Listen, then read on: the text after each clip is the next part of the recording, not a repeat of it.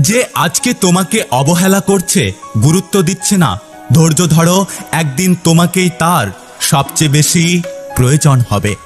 জীবনে যাই করুন না কেন, অশিক্ষিতের সঙ্গে কখনো ঝগড়া করবেন না। জিততে তো পারবেনই না, উল্টে আপনার নিজের সম্মানহানি হবে। সবকিছু মনের মতো হয় না, মানিয়ে নিতে হয়, কখনো সাধ্যমতো আর কখনো বাধ্য হয়ে। আমাদের জীবনটা তো মাত্র কয়েক দিনের, তার মধ্যে এত রাগ, এত অভিমান কিসের? কেউ ভুল করলে ক্ষমা করে দিন, আপনি ভুল করলে ক্ষমা চেয়ে নিন। হঠাৎ নিঃশ্বাস থেমে গেলে সেই সুযোগ আর পাবেন না।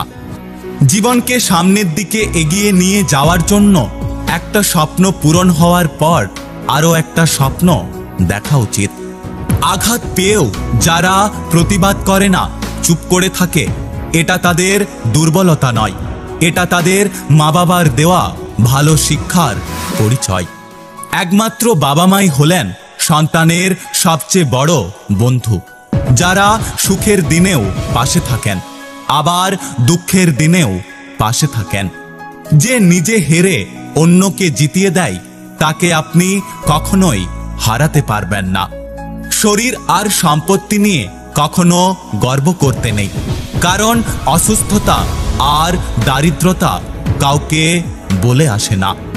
সব অপরাধের থেকেও বড় অপরাধ হলো কারোর সাথে বিশ্বাসঘাতকতা করা। একটা কথা সবসময় মনে রাখা উচিত, এই পৃথিবীতে কেউ নিখুঁত নয়, দোষ গুণ মিলিয়েই মানুষ। ভাগ্য তোমার হাতে নেই ঠিকই, কিন্তু সিদ্ধান্ত তোমার হাতে রয়েছে। তুমি যদি সঠিক সময়ে সঠিক সিদ্ধান্ত নিতে পারো, তাহলে তুমি তোমার ভাগ্যকে পরিবর্তন করতে পারবে। যে মানুষটি ভুল থেকে শিক্ষা নিয়ে কিছু শিখবে, সেই মানুষটি বাস্তব জীবনে কিছু করতে পারবে। একাকিত্ব তোমাকে জীবনের সেই চরম শিক্ষাটা দেবে, যেটা তোমাকে জীবনে আর কেউ দিতে পারবে না।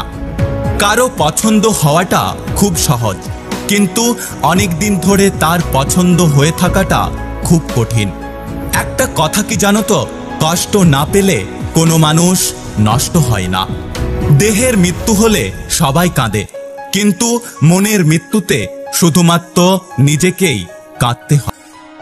যদি ভিডিওটি ভালো লাগে পাশে থাকবেন, আর হ্যাঁ, নিজের খেয়াল অবশ্যই রাখবেন।